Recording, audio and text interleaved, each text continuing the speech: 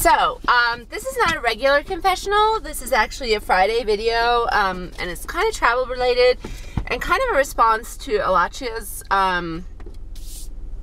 office organization video yesterday, where she showed my calendar very kindly.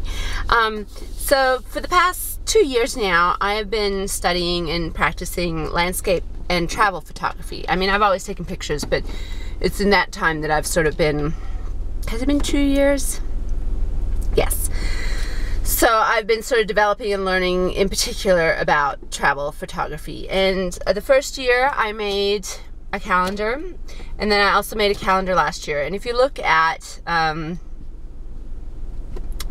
the difference in the two calendars, it's really kind of incredible that I thought the pictures in the first calendar were good enough to include.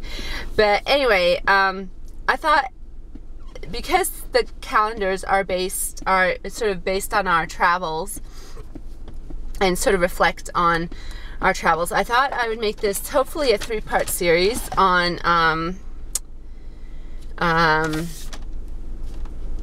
the photographs. So it's like a behind the scenes of my calendar photos, and I thought I'd talk about the first 4 photos for first 4 months today, including the covers. So there's 5 photos today.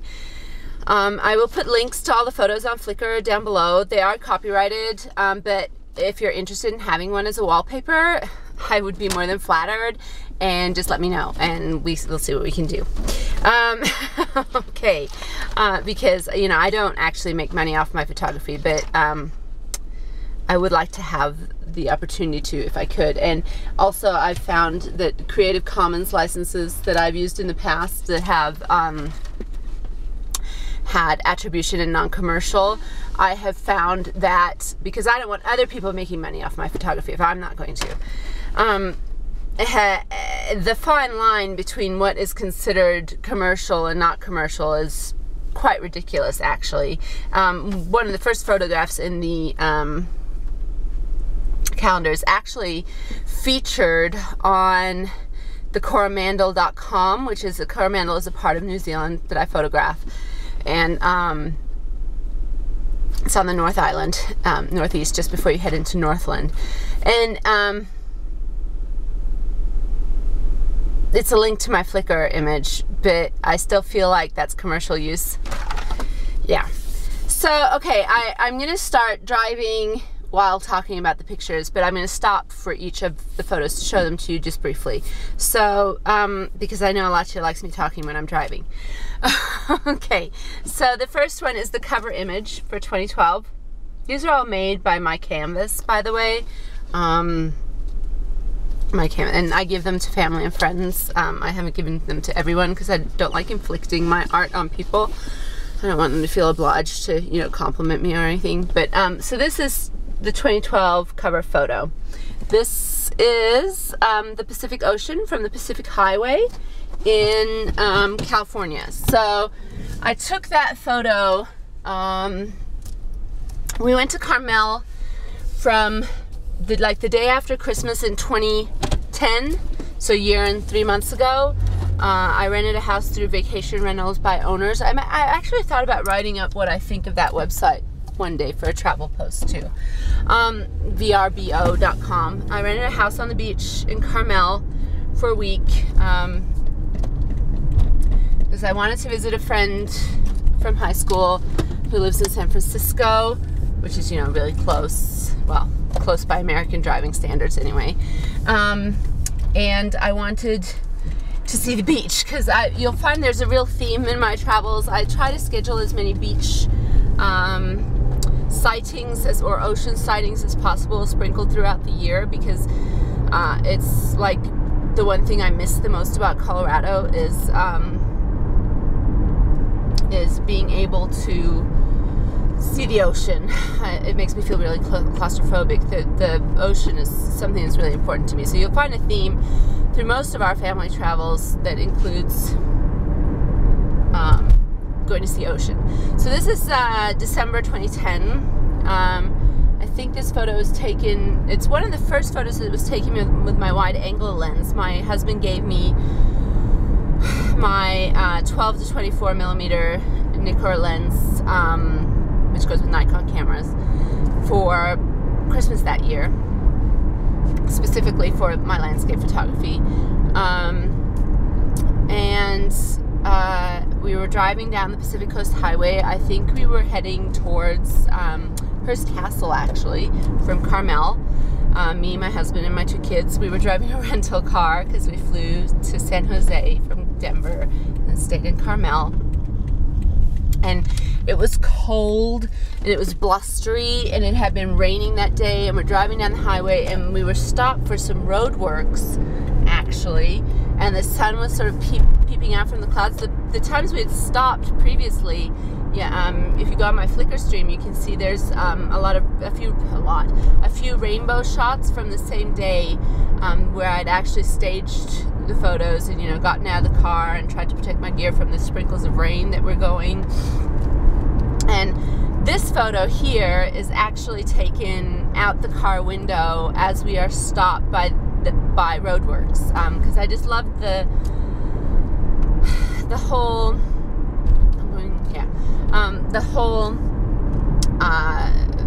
glowing sort of, I don't know what that is, wheat or grass or weeds or whatever it is, and the blusteriness. I feel like you could sort of see the blusteriness of the day, but you can see that it's clearing, and it's actually one of my favorite shots from the whole vacation.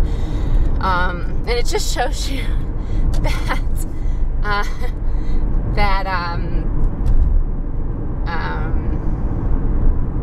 it's not always the shot you plan and work the hardest at that turns out right. A lot of people ask me, so what have you done to that picture?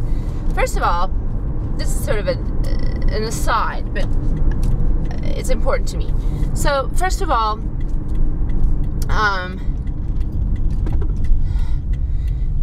no image that your very few images that you see, even especially by professional photographers, even ones that you hear are like real sort of anti-HDR sort of photography, and even the ones that still use film, there are very few images that they release to the world that are actually straight out of the camera. So it's called an SOOC, straight out of camera. Very few. Just about, even if you don't use software to do it, if you use film, you do it in the Lightroom. Ansel Adams did it in the darkroom. Yeah, Ansel Adams did it in the darkroom. For digital photographers, there's Lightroom, which sort of emulates all the things you could do with darkroom in a computerized setting.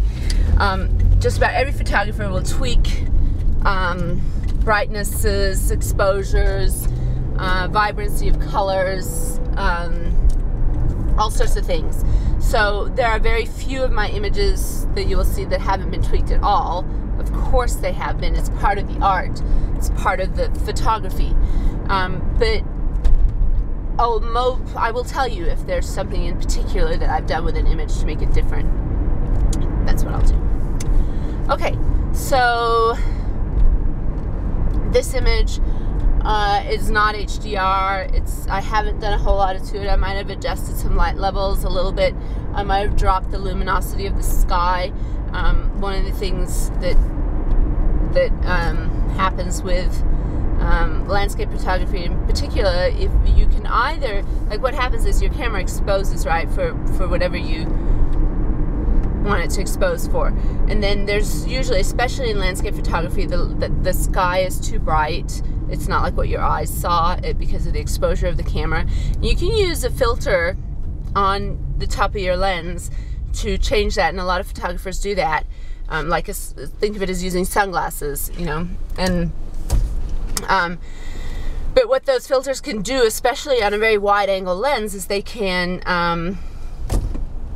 totally distort the edges, and you can get a lot of vignetting and stuff. So I prefer to actually take care of that stuff if possible within Lightroom, maybe dropping luminosity of blues a little so that they're not as washed out in the sky and stuff. So yeah, so that's that image. And then we come to January. For January, I chose one of my favorite photographs of the whole year last year, and of one of my favorite spots on the planet, and it is the photograph that is featured on thecoromandel.com. I think that's what the website is called. This is Lonely Bay at dawn on the Coromandel Peninsula in New Zealand. Lonely Bay is right next to Cook's Beach. It's a little bay. This is Shakespeare's Cliff here. It's on the Coromandel. If you search for Whitianga, Whitianga, New Zealand, you should be able to find that. You know, Google Maps or whatever. Last year when we went to New Zealand, I knew what sort of shot of Lonely Bay I was looking for. We went, my husband and I went, drove up there very early, obviously, because that's a dawn shot. The sun's coming up over Mercury Bay just as I'm taking the shots. And we drove up and then walked down. It's a little bit of a walk. I mean, 5 minutes at most down into the bay. But there's no parking lot right by the beach, which is nice because it keeps it very lonely. It is my favorite place on earth, apart from maybe Hahe, which is another beach. And the sand there is very special sort of sand. It's very ground up seashells. They're almost to the point of becoming like sand, like you would think of a sandy beach, but not quite. If you search through my Flickr stream, you might find a candle, like a hurricane candle lamp that has sand from Lonely Bay in it, and you can see it there. And one of the things I love the most about Lonely Bay is, well, first of all, it has a bit of a surf, so it is good for the kids, and you can hear the waves and whatever. And another thing that I love about it is that it's usually quite lonely. I mean, there are no hotels on the Coromandel Peninsula. Well, there are a few bed and breakfasts, but there aren't any hotels. So you would have to drive at least an hour and a half from a hotel to get there. And Lonely Bay is even more isolated because you have to sort of drive and walk to it. So it's not like there aren't beach houses directly on Lonely Bay. So it's usually quite secluded. It has headlands on both sides. As you saw, there's Shakespeare's Cliff on one side, and then the little bay between, the little headland between Cook's Beach and Lonely Bay on the other side. And I can just sit there forever.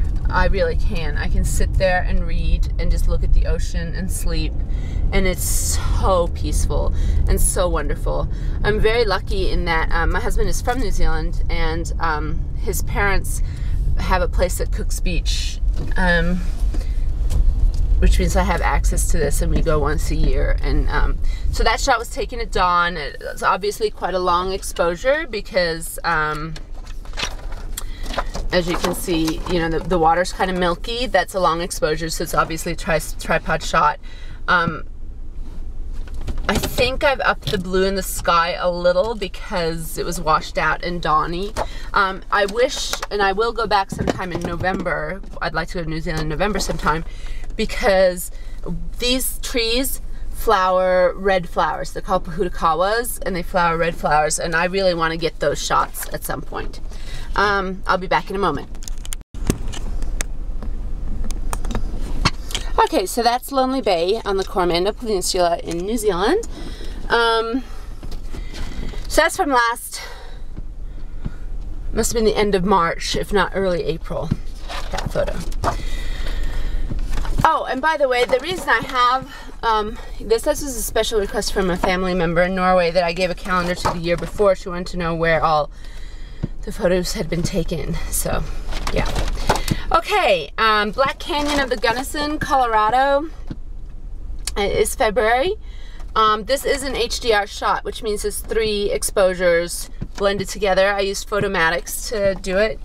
The shot was taken late September last year, I think September 30th or possibly October 1st. I had been to, okay, so the Black Canyon of the Gunnison can be accessed either from Gunnison or from Montrose, Colorado. I attended a workshop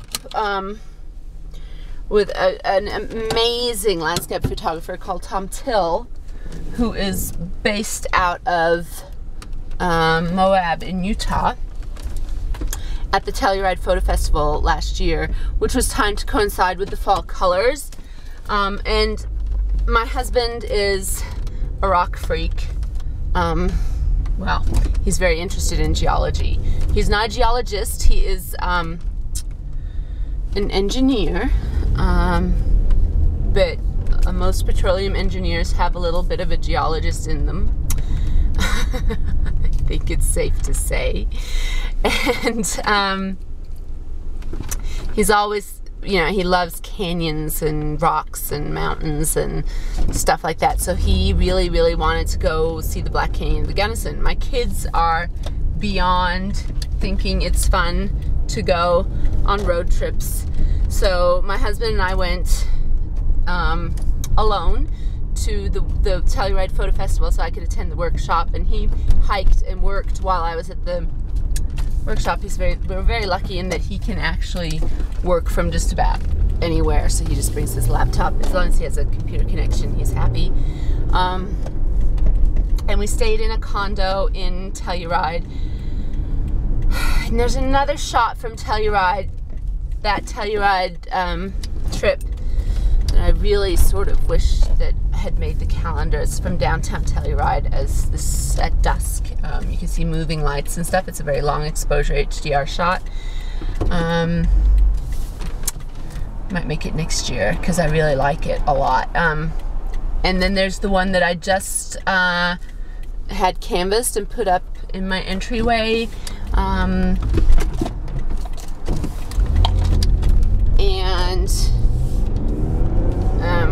that didn't make the calendar either because I actually like that. I feel like it's art. I felt like I would be abusing it if I put it in the calendar. Anyway, so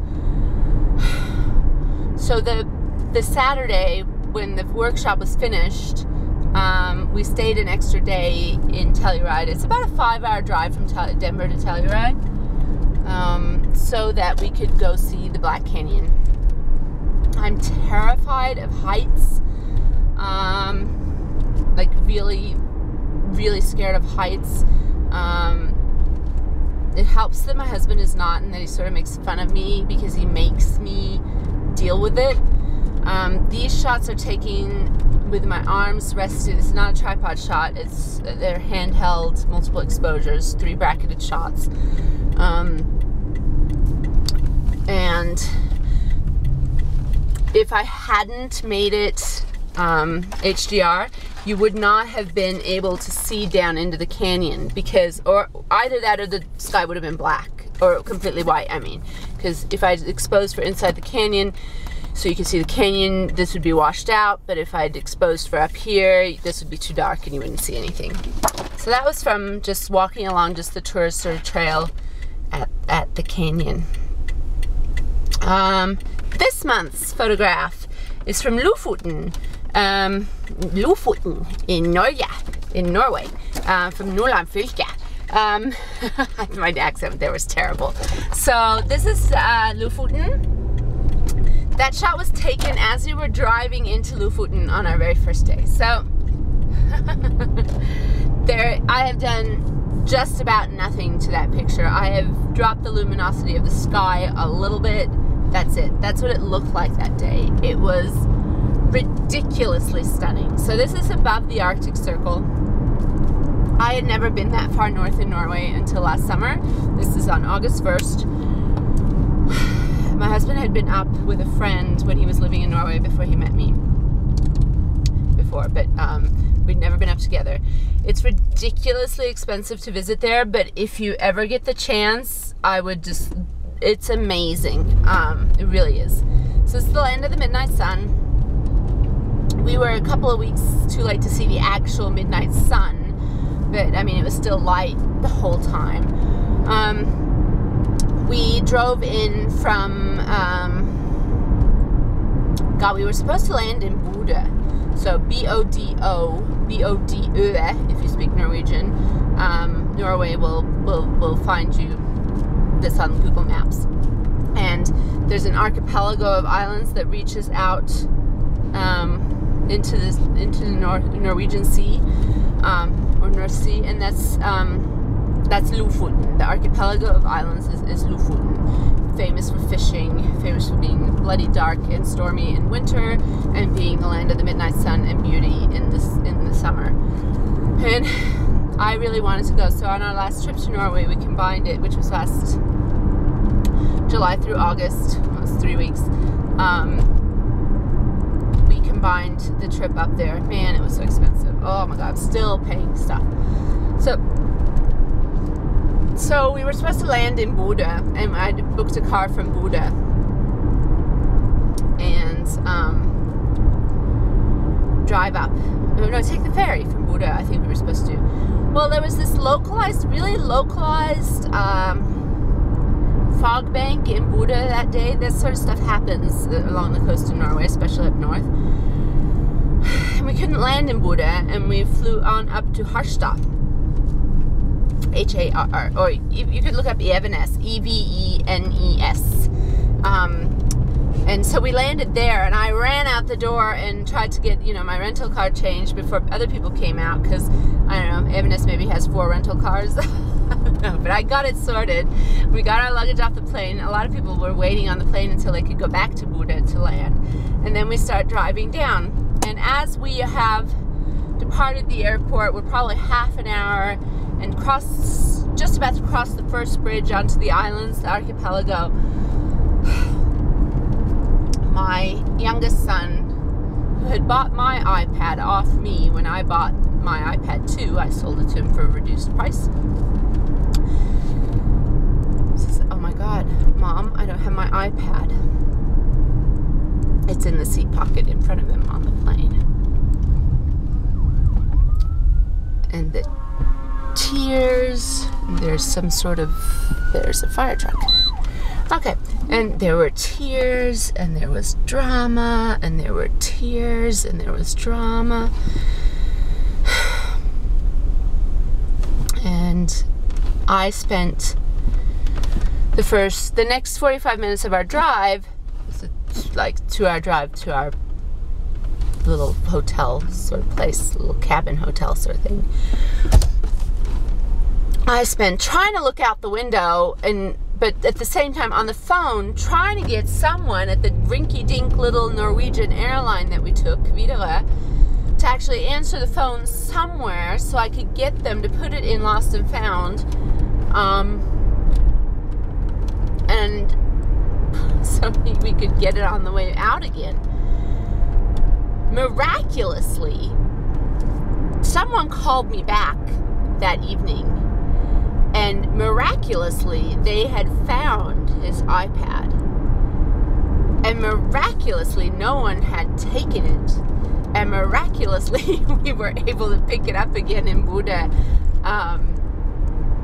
when we departed back to Bergen. This was all very, very lucky, especially since we nearly missed our flight out of Buda again when we were leaving, but that's another story. So finally, after 45 minutes on the phone, I decided that it was just too stunningly gorgeous scenery to sit on the phone worrying about my son's iPad, because it was his own damn fault.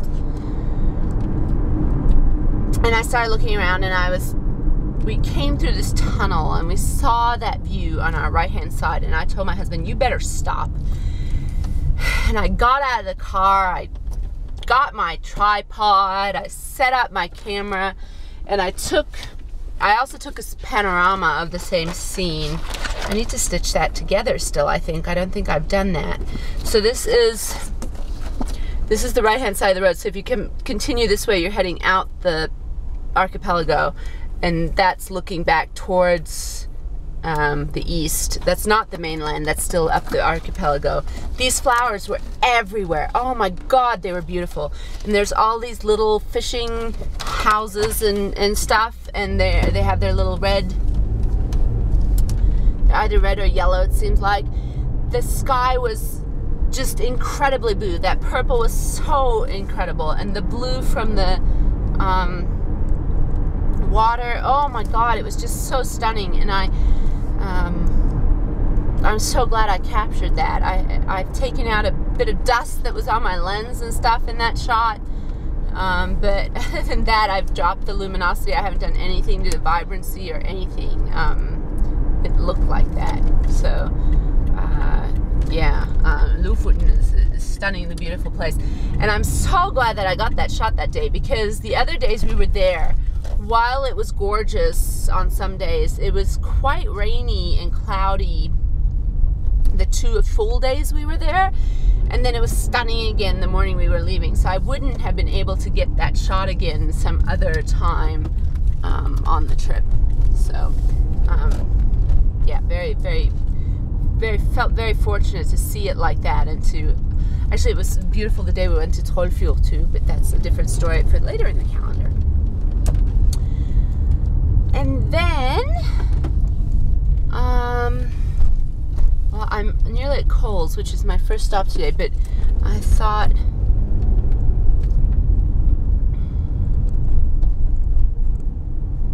yeah, I'll cover the last one too, and then I might do a confessional later. See if I can be bothered talking anymore after this. Because this is sort of a confessional in a weird sort of way. Why am I at Kohl's? I need to get my husband's toilet bag, although I might do that at Target, and I need a bra, and I know which one I want. Okay, so I'll just talk about the last picture that I was going to talk about today, which is April's photo. Alachia didn't know I'd been to Los Cabos, or Cabo San Lucas. This is taken at Land's End in Cabo San Lucas, on the Baja Peninsula. We went in October 2010 for 4 nights. Again, what was I doing? Hunting for beach. I got a great deal.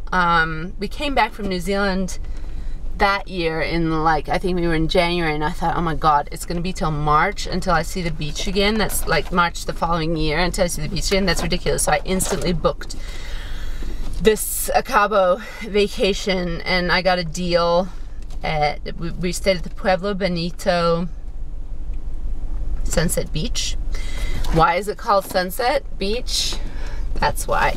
So this is this big rock at the bottom of the big resort. I mean, the Pueblo Bonito is this giant resort, basically. So we lived at the pool for a few days because you weren't allowed to swim in this surf. It was far too dangerous, which was kind of disappointing. But so the sunsets there were obviously quite spectacular.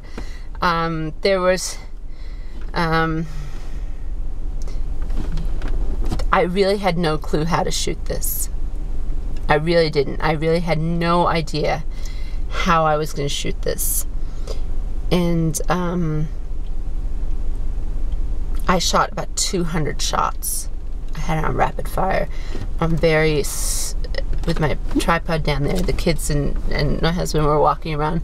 There was an asshole photographer standing like right in my space, like he was here next to me. Like, there's a huge beach. He didn't have to set, and he kept looking at my settings. I was using remote shutter. I tried all sorts of different settings.